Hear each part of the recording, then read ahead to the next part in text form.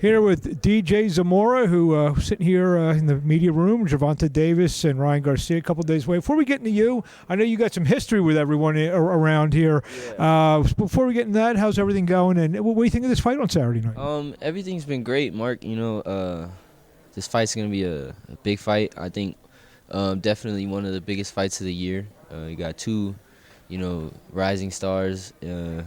I think the winner of this fight will definitely be the face of boxing, especially in the lightweight division. So I'm excited for what's to come on Saturday. You've been in the ring, I know, with Ryan, correct? Yeah. Not Gervonta, though, right? No. So Ryan, just firsthand knowledge. Obviously we've all seen him fight, but firsthand knowledge, what does he bring to the table? The speed and the power is real. He's real fast, real strong. But one thing that definitely surprised me the most was his tenacity. He's a real competitor in the ring. He wants to, get the better of you in every sparring session, and it was real competitive when we were in the ring together sparring. I know you don't look at, but a lot of maybe whether they're casual fans, whatever. Say he's got the Armani deals and everything like that, as they call the Hollywood good looks, whatever. Yeah. But there's a real meanness behind that. Yeah, definitely. A lot of people always think he's the pretty boy, and like you said, he's got all the deals and the looks and stuff. But he's definitely a mean competitor in the ring. Real quickly before we get to you, give me a prediction. You know what? It's gonna be a great fight. Experience-wise, I would have to give the edge to Tank.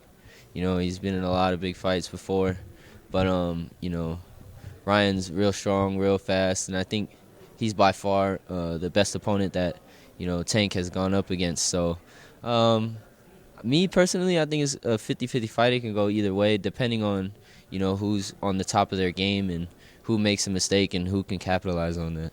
So getting to you, you're undefeated yourself. You just coming off a win over Jesus Ibarra, undefeated fighter on the Plant Benavides card. I know you're a Vegas guy, but fighting on that type of card before we get into the nuts and bolts of your career, fighting on that type of card.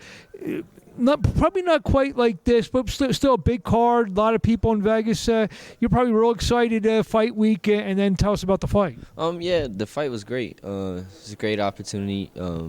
We trained hard, we prepared, so it was good to fight. In my hometown, in front of all the people that support me and stuff. So it was a great opportunity, and I'm really blessed and thankful to have been able to fight here. So you get that big win. Have you been told what what the next move is? When we may? I know you fight on the PBC cards. I know they got some cards lined up. I know they got one in Vegas, I think, coming up May 13th. Would that be a possible opportunity for you? Yeah.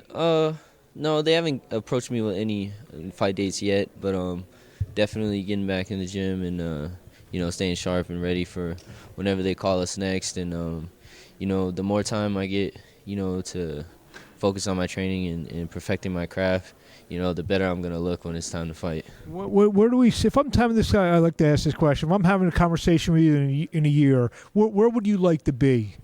Hopefully, on the upcoming top prospects, I'm working hard and definitely always want to be in a better position than I am now.